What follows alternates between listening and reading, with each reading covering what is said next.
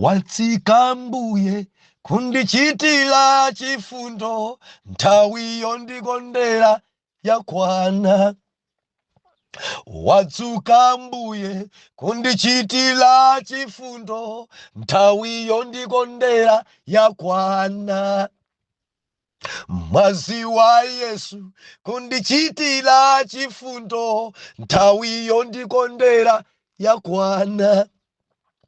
Yakwana nthawi, yakwana nthawi, yakwana nthawi yokondweredwa. Yakwana nthawi, yakwana nthawi, yakwana nthawi yokondweredwa.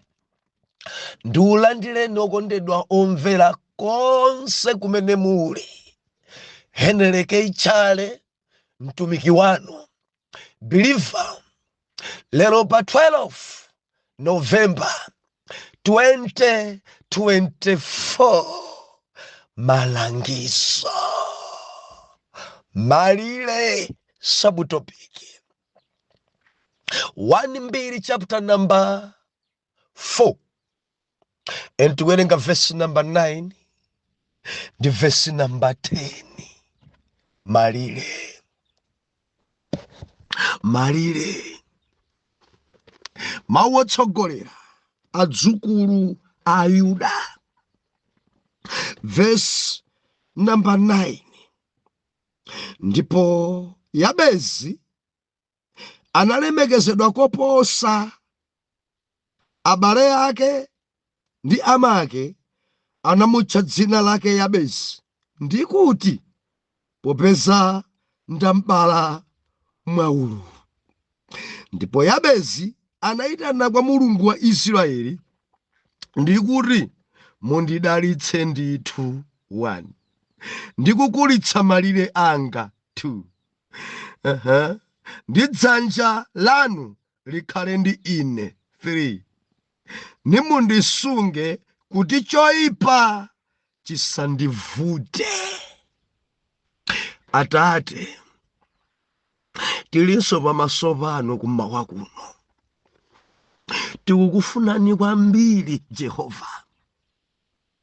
Lankhulani, chenjezani, dzudzulani, langizani, ndipo tidzamva m'dzina la Yesu.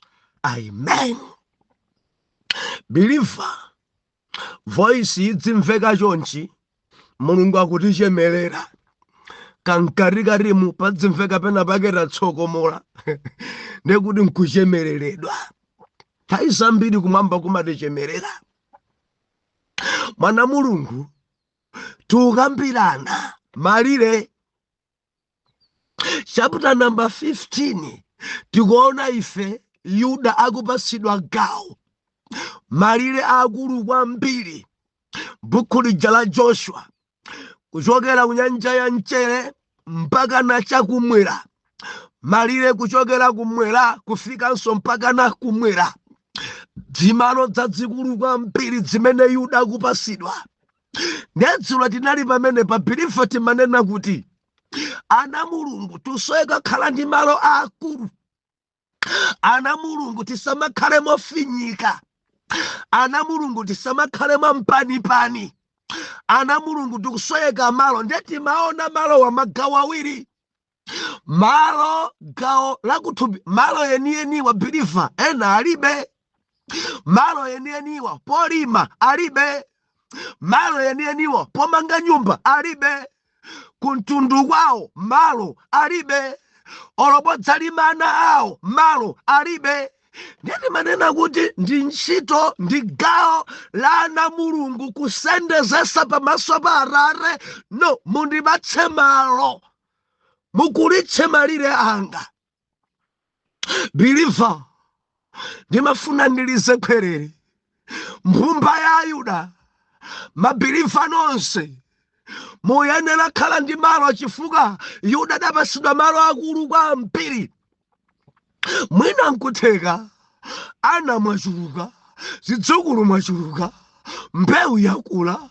Chondisangalatsa Yabezi akudziwa malo onga apafuko apasidwa Yabezi akusendezesa ekha pamaso pa Mulungu ndikupempha kuti malo anga mundikuzire malire. Haleluya. Bible kunena kuti Yabezi chidzukulu cha Ayuda anali wokondedwa. Yabezi chidzukulu cha Ayuda abale ake adampasa ulemu. Yabezi chidzukulu cha Ayuda ama ake ndi abale ake adamtcha Yabezi chifukwa padali ululu pakubadwa. Ndiye ekha Yabezi aufika pamaso pa Mulungu. Yabezi Bible kunena kuti adayitana pa Mulungu wa Israeli. Ndimafuna ndifunse, mumayitana pa Mulungu wa ndani? Ndiyamika mbuye mmakwera phiri. Mumayitana pa Mulungu uti? Ndiyamika mbuye mmapanga business. Mumayitana pa Mulungu uti? Pilifa kudziko kuno kuli milungu. Kuli milungu ya njoka. Kuli milungu kudziko kuno yosema. Kuli milungu kudziko kuno yodaba. Kuli milungu kudziko kuno ya mwezi. Kuli milungu kudziko kuno Pilifa. Kuli milungu kudziko kuno zikamachitika pena nkuchita kumva chisoni. Kuli milungu anthu akudzilambira, anthu akudzipembedza, anthu akudzitsara, aupereka nsembe zawo ka milungu yawo. Nimafuna ndinene mumakapembedza kuti mumayitana pa Mulungu utiye. Yabezi adatulukira chinsinsi, adayitana pa Mulungu wa Israeli, adapembedzera pa Mulungu wa Israeli, adasala kudya pa Mulungu wa Israeli, adampempha Mulungu wa Israeli. Bible kunena kuti choyamba dati mundidalitse. Yabezi akupempha zinthu 4. Mundidalitse number 1, and number 2, kulitsani malire anga. Kulitsani malire anga. Mukulitse malire anga. And chachitatu, Yabezi akundidalitsa kwambiri Pilifa. Yabezi akudziwa Yabezi kuti ngati Mulungu angakudalitse nkukusiya choncho umafa. Pilifa kudziko kuno anthu amanga nyumba osagona mukuferano. Usanditsutse. Ngati dzanja la Yehova sikhala pa iwe, ukhoza kulima chimanga. Anthu kumati chimanga akolola nkudza kulodza kuli afiti kudziko kuno. Ati abusa dziko la Malawi simavomereza kuti kuli afiti. Bible idalemba ndi Amalawi awa ndi ana pamaso pa Mulungu. Opanga malamulo wa ana. Mwinanso iwonso adali mgulu za zimfiti zokopa kuti akhoza mangidwa nazo. Oh, haleluya. Ufiti ulipo. Malemba achita kunena kuti kuli zimfiti zimene zimatamba. Kuda ku Malawi muno zimfiti zotamba zili mu Malawi muno. Dzina zili makoleji kuzunguza ana. Zimfiti zilipo. Zimasatanism kuda ku dziko lathu muno zilimo. Endi dzikuchita kudzichemera chifukwa chakupheka kwa dziko la Malawi. Endi kumatumiza mameseji mmafoni. Mufuna kuti mulemere, joinani satanism. Nambala ndi imeneyo. Ta joinani satanism. Believe ngati message imene sinakupeze, ine yandipeza kopya. Ta joinani satanism. Palimira komane. Mulemera pompano. Kodi anthu afuna kulemera osati Mulungu? Mufuna kulemera osati Mulungu? Angati achita chibwana pano dziko avuta kudzichoka. Angati achita chibwana atajoina pano akuzunzika nazo. Angati achita chibwana mpaka na pano akudwala. Angati achita chibwana malomo olemera ngothana. Angati achita chibwana ndilankhula pano mtendere alibe kuti adzichoke dziuvula. Kulufiti kudziko kuno. Kulufiti kudziko kuno. Ambuye atithandize kwambiri. Chachitatu Yabezi kuti dzanja lanu likhale ndi ine. Dzanja lanu likhale ndi ine. Ndili ndi funso ine. Dzanja la Mulungu ili nanu. Zimene mukuchitazi dzanja la Yawe ilipo pa inu. Ena muli ni madzanja koma ambuye anu. Dzanja ambuye anu imatopa ndikupanga khate. ena tibambo adandisira izi dzanja la bambo anu. Ena timayanga danena kuti chitumwa ichi ndidzenda nacho nthumbwa dzanja la mai anu. Ena dati sing'anga dandusa ichi tamvera. Dzanja la munthu imapanga expire. Zimankhwala zimapanga expire. Tamvera pausweka dzanja la Yawe pa moyo wako. Dzanja la Yawe pa moyo wako. Hallelujah.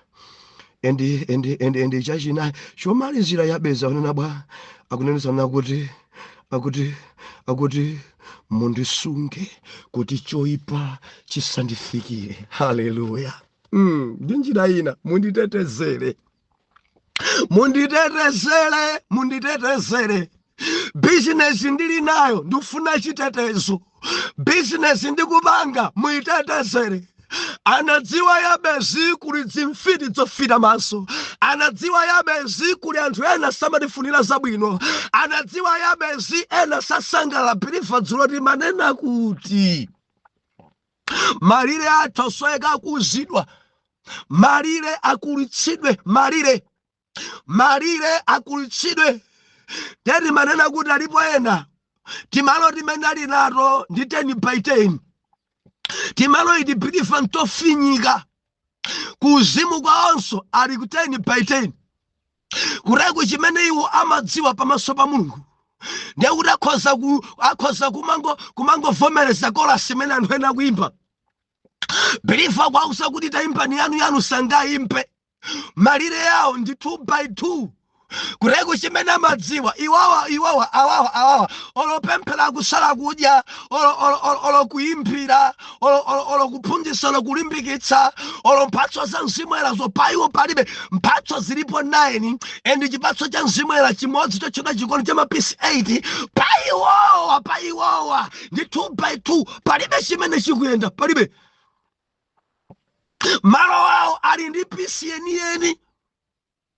Ndeti manena dzulo believe ndi manena dzulo ini kuti ena ngakhale madyedwe yeniyeniwa Deva dakupasani malire kuti izi ukhala pa dziko pano suzidya ayi udzingomva anthu kuti zimadyedwa koma Yesu udzimva zina adangopasana izi udzingomva kununkhira. Ndimafuna ndinene kwa dzukulu a Yuda Jehova kupasani malo onse kuti mukhoza kudafuna, mukhoza kuphwasula, mukhoza kumwa zakumwa. Musayiwale topiki adadalisidwa Yuda adati bwa ati mano wako adzayera mpe. Buku lija la Genesis bilivo samayiwale nsangayi. Mano a Yuda akudalisidwa. Yuda ndi mwana wa mkango akudalitsa yako bwasana mwalire. Mano ako adzayera mpe ndi mkaka endi maso ako adzachita kufira ndi zakumwa za ulemerero. Yuda mwana wa mkango adani ako Yuda udzagonjesa. Yuda mwana wa mkango now aupasidwa cholowa ndi Joshua kuti malire ako ku nyanja ya Mchere kumwera tukumwera. Mukalenga chapter 15 akupasidwa malire ochuluka kwa mbiri, akupasidwa malo ochuluka kwa mbiri, akupasidwa zochita za mbiri. Yuda ngodalitsika ali ndi malo. Yuda zina kumangomva kununkhira koma usadya, koma usadya.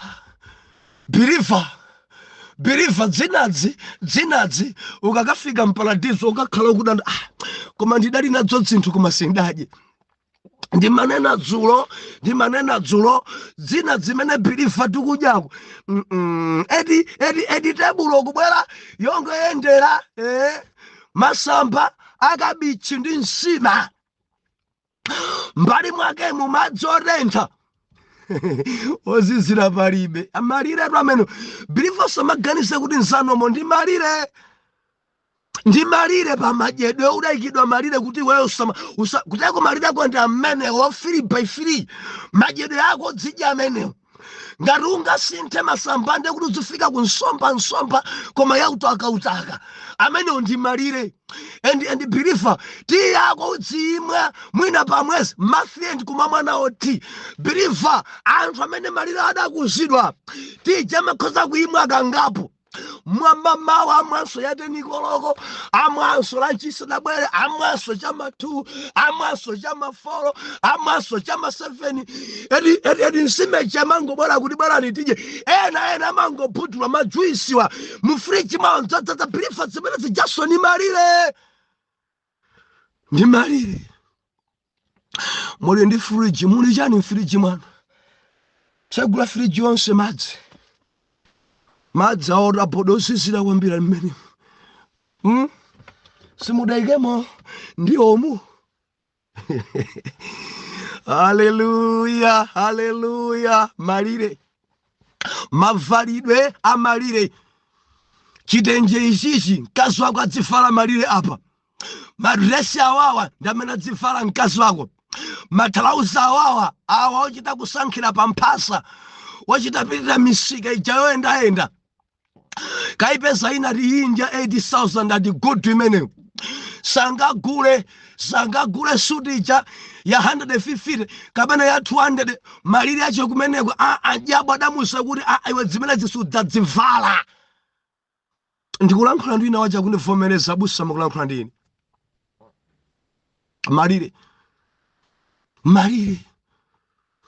malire adayika malire pa salary yanu adayika malire pa business chaka ndi chaka yomweyo osasinta osakwera yomweyo ya makala yomweyo ya friza swamalampe yomweyo ya madonas mpaka na pano sikukwera sikutsika ilipo mwepo bilivo samaganise ndinomo padayikidwa malire salale yanu bwa pompa jampaka na pano momujabe malire adayikidwa malire ntchito dzigwira kwambiri ntchire ntawuni ukangubwera ntawuni pomwepo kaya nthamangise napitepo auya adzikhala ntchire modzasina zimmalire ambuya tithandize kwambiri biliva ndimafuna ndipereke ki timakulitsa bwanji malire athu kuti madyedwe athu akule mavalidwe athu akule minda yathu ikule chuma chathu biliva tikamanena kuti chuma tukamba dzakatundu zimene mulungu amadalitsa nake yabezadari 1 mundidalitse ndidalitseni ndiri nzochepa dzichulukitseni ndiri nzochepa ndifuna zinthu namba 1 biliva kuti malire yako akule pemphero udzipemphera usamakhale tambwali udzipemphera udzisala kudya nthawi zapawekha ndi mulungu sindikamba kupemphera kwa Sunday service kupemphera pawekha iwe ndi mulungu kupinda mawondo mnyumba mwako ola limodzi 2 hours uli pa mawondo kupemphera kukulisidwa kwa malire ambuye nyumba ya maudzu nyumba yochepa ngati iyi ndifuna kuti mundikulitsire malire nanenso ndikhale ndi malo wolima malo womangapo nanenso mavalidwe anga asinthe malo anga akule umapemphera ndikukamba timanena dzulo chikondi cha banja lanu ndi 10/10 and simmachedwa kusemphana pisi ya chikondi chanu ya mtendere wa mbanja ndi 10/10 mmachita kusilira banja la pamtunda akayamba kuyendera limodzi akagwirana manja simudamve kuti alumana mpaka napano nthawi zonse mukakumana amachita kuyendera limodzi onga nkhunda mkazi ni mamuna ngati munthu ndi nzache aliyese kumavona kuti ndifupa uyu nkumati ndidachoka madaling amenewa nimakukondani simudzamva kunyozana mudzafa malire awo nga akulu mbanja lawo inu malire anu mukangopambana pamenepo mwini side yo deva maimba kwekwe mwaponda mbali imene sili yanu pompo mwamanyozana ting'onang'ono kudabwa kuti anthu amene asempana bwanji haleluya ena kungosempana mwina kumvera uthenga mwina afuna pemphere zopemphera zakozo iwe usamandivurire kupusa maso achofira amunanga nkhani achopemphera mpaka na munthu nyonse maso achofira malire usoeka upemphere kuti chisomo cha banja amuna ako atembenuke mtima mkonde Mulungu. Usoeka upemphera kuti chiwanda chimene chili cha amuna ako chodana ndi pemphero chichoke chifukwa ndi chiwanda chimamusa mamuna ako pita ukapemphera ku city. Chiwanda chimausa amuna ako kuti pemphero nyumba muno njosafunika. Chiwanda chimausa amuna ako kuti za godi muno ayi. Chiwanda chimausa amuna ako kuti nkasi ameneyi usamagona ni nkasi mmodzi uzigonanso ndi ena. Na usoeka upemphere kuti yawe akuse malire yako. Tili mwadzana muno. Chinsinsi number 1 pemphero ndi kusala kudya. Hallelujah. Number 2 nimafuna ndikuze kuti usamakhale woumidwa udzikhala wopasa. Ndi zopasa zilipo zambiri koma ndifuna ndikuze chinthu chimodzi chofunikira kwambiri kwa ana a Yuda. Ndimakudandaula kuti umamva message pano koma sumachita ndiwe tambwali kwambiri pamawu. Ndikupempha kuti uyese chimene ndikulankhula lerochi. Ufuna malire yako akule, ufuna chuma chako chikule, ufuna Mulungu achite nawe, phunzira pa moyo wako pereka za 10. Believe ndikukuza chinthu chimene ine ndili nacho umboni. Phunzitsa moyo wako kupereka cha 10. Ndibwereze ndikudziwa kuti afumwa ndima papweteka dzenidzeni. Ndikunena ndi zidzukulu za Ayuda. Ndikunena ndi maintercessor amaya chigwirizano. Ndikunena ndi adzitumiki. Ndimafuna ndilize kwerere cha 10 chilibe bwana wake kuti ine ndiye basi sinimapereka. Ayi. Membala amapereka cha 10. Busa amapereka cha 10. Bishop amapereka cha 10. Founder amapereka cha 10. Aliyense adzipereka cha 10 chifukwa ndi chimene chimakusamalire. Ndibwereze inu opanga business. Perekani cha 10 ndi chizimba. Ndibwereze inu amene mumalima. Perekani cha 10 ndi chizimba. Believe umakhala ngati wadzisirikira zinthu zako. Ena mumathamanga kopsa. Mumalima kopsa. Koma dzokolola dzanu m'manja. Mudziwa sidzimatetezedwa. Yabesa kuti dzanja lanu likhale pa ine kuti woipa asandifute. Zinthu zimene muli nadzo ngati simudzipereka za 10 pamakhala palibepo dzanja la Mulungu. Nezotsatira zache woipa amabwera kudzadzitenga.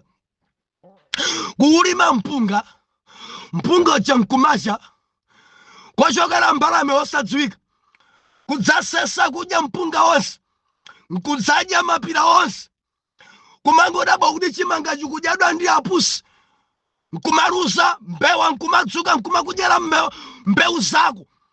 Malamodi ukadakola marumba mbiri marumba ena adya mbewa zina zathera munda ndi apusi. Anyani adadya chimanga chonse ndikukamba ndi ena mpaka na chimanga kumafurwa munda asadachikolole mbava kubwera nkuchiba asadachikolole. Ndikunena ndi angada kundivomereza akalandira salale amangozindikira kuti yatha. Tagwirisa banji ntchito kaya yatheratu. Ndewerengesani woye paja tagula zotere apo tagula zotere apo tagula zotere kandalama akatha. Ndeyambane ngongole soba. Ndibwereke nikone ndingalanda ndikupasani. Ndibwerere ena ndikulankhula pano tati ndi 12 lero. Salale yawo yatha ayamba ngongole. Malire wochepa kwambiri. Musoeka mukuze malire anu pa cha 10. Ndinene apa momveka buno cha 10. Kuli ngati wasirika zinthu zako. Ukapereka cha 10 umasirika zinthu zako. Kusirika ndikuzimangira mpanda.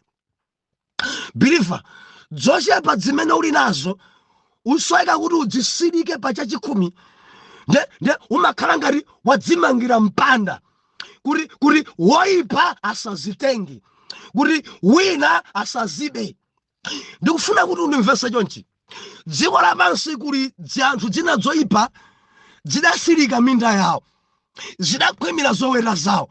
ndikukamba zanthu osapemphera mapita kwa sing'anga ndifuna kuti munda wanga muutetezere ndi asing'anga chama mpasa zitumwa kuti chitumwa ichi ukayike kumunda chitumwa ichi ukayike kukhola lako la mbuzi kapena la ng'ombe nawo wakubaka mabwera kuti adzabe ng'ombezo bilifa kuli dzima mphala mwa asing'angawa ena mpaka nakusanduka ng'ombe ngati zidalipo zokwana 15 mawa kumacha kupeza ng'ombe 16 endi mwini ng'ombe amadziwa kuti ya 16 ndi munthu amene adabwera kudzaba asanduka ng'ombe why adasilika khola tiri madzana Mulungu ena alumala araba chimanga cha ena sakuona arapita kachola magolosale ena dakumana ni mponaona aragona ndi akazi ena bilifa ni mari ndikuze ana ayuda zidzukulu za ayuda tikamanena kuti ife tazisirika zinthu zathu timazisirika pakupereka chakhumi zinthu zana Mulungu timazikhwimira pakupereka chachikhumi chathu timakhala kuti takhwima tikumuza Ambuye kuti woipa asandivute tikumuza Ambuye kuti izi zichuluke wina sarenge ngakhale ndi chimodzi chomwe tikumuza Ambuye kaya ine ndigona inu musamagone pa business yanga inu musamagone pa amunanga musamagone pa utumiki wanga ine nditsitopa nkugona chakhumi changa Mulungu ichi inu muchulukitse ndalama zanga muchulukitse zimene ndili nazo muchulukitse ndinene pano poyera bilifa ndikukamba ndinu makamaka zidzukulu za Ayuda chachikhumi ndi ndulu nena kuti ndulu bilifa mwana wa Chiyuda sadya chakhumi ndi ndulu ndulu imakhala paja pafupi ndi liva mukaphambuzi kani ng'ombe ngakhale nkhuku yeniyeni pamakhala ndulu kena kacheko wawa kwambiri kamene kukadayandikana ndi liva Mulungu adakayika dala pamene paja pa nyama yofewa kwambiri liva kuti ngati simusamala kakangophulika kamene kaja kamawawitsa nyama yonse imawawa ngati simusamala pochosa ndulu ndimafuna ndilizekwerere ukangolandira salary yako kandi business yako ngati supereka chakhumi umakhala kuti nyama yako waiswera ndulu ndifoti ndulu waswera kureku suenjoya salary yo ndibwerese pamenepa ngati chimanga chako supereka chachikhumi umakhala ngati waswerapo ndulu suchinjoya chimangacho udzingodabwa kuti mene chikuthera usati mukugulisa koma madyedwewo ufa wina ungorayika kophika makoso ango udya nyumba ufa kochokera makoso osadziwa mphemvu nyerere kudzangotenga zimenezi zimabwefoli dzanja la Yehova simakhala pa ufa wako biliva ndimafuna ndinene usamadye ndulu imawawa usamadye chakhumi ngati ukufuna malire yako akule kaya ndalama inja ikulu bwanji uphunzitse moyo wako upereka chakhumi mundimva ena malire yanu mukunenetsa kuti ngang'ono kwambiri ndikunena ndi ena nyumba simudamange ndikunena ndi ena polima mulibe ndikunena ndi ena pokhala mukhala mofinyika ndikunena ndi ena business yanu yomweyo osakwera ndikunena ndi ena muli madandaulo ambiri pa business ndikunena ndi ena kulima mumalima kopya koma simumakolola zolongosoka ndikunena ndi ena ngojijilika ngothamanga mabusiness ogulisa zovala mabusiness ogulisa mbewu kaya mabusiness ogulisa malo pakana pano obe moyobo limo mujabe bilifa pali malire takuza malire yako popereka chachikhumi yapeza kuti ndidalitseni kuzani malire yanga dzanja lanu likhale ndimundisunge kuti choipa chisandifikire ndikulankhula ndi angati akundivomereza busa malo anga ndi peace yeniyeni peace kupemphera kwa peace mphatso za mzimu era peace banja peace ena lipa utumiki koma utumiki wa peace kampingo kakang'ono kwambiri kanthu 6 azimayi 4 azibambo awiri simungapemphere kuti Mulungu akulitse malire kupita kapanga evangelism kaya kuchita kukuwa kuchita kulengesa anthu amene angafike ndi 13 evangelism yochita kulengezesa pawere mwana ndinyamuke ndipite kunja kati kupita kunja kuchopangisa msonkhano mu Pretoria anthu obwera folo bilifa ndimafuna ndikuze kuti zimenezi zimatengera kukulitsidwa kwa malo man of God Bishop Kambiri atapita Joburg chichechi kudzatsa malo adakulitsidwa malo adakulitsidwa kupita uku mwana wa munthu kupita uku china mtindi cha anthu ndikukuli mtumiki nzanga ndimati ndikufunse udzipereka chakhumi tili ndasibusa mpira amene sapereka chakhumi amadzitenge wonga ndi Mulungu mbusa nayenso amapereka chakhumi kwa wapatsogolo wake nayenso apatsogolo amapereka chakhumi palibe pothera ena amaganiza kuti mpothera akandipa saine zonse ndiumbudza man of God mukalandira chachikhumi nanunso mudzipereka chachikhumi pa chachikhumi chifukwa ndi ndulu malire autumiki anu akule mudzipereka chakhumi mpingo wanu ukule mudzipereka chakhumi business yanu ikule mudzipereka chachikhumi ndikukampa ndi ena business ndikupempha mperekani phunzitsani moyo wanu upereka chachikhumi pa chifukwa number 1 mumachulukitsa zinthu zanu mumatetezera zinthu zanu ende ndi chizimba munthu akapanda upereka chachikhumi kukhala chidzukulu cha Ayuda chimapenga chimodzimodzi akudziko ngati chizimba chachiphonya amapenga akamuza kuti chonde kagone kumanda iyo sagona kumanda amapenga misala akamuza kuti ukapita kumanda kwa chimene kuchiona chokakanthe ndiye nkukumana kumene kujani mwana wake atati kumanda alweko atati mwana wacho nkonda kwambiri chakama khala stiboni ka first born atati ali manda ekayeka ndiye ngamuza kuti singanga chilichonse chikabwera pa iwe uchidule khosi ndemo chizimba amafunika kuti aduledi khosi ngakhale mwana wake akamabwera mmudzi wa mwana amwalira akamalira kudziwa kuti ndankantha ndine kumanda kufuna alemere chizimba bilifa anthu ena ali ndi zinthu adapha nawo ena ali ndi zinthu abilifa ndi chizimba adagonana ndi mayawo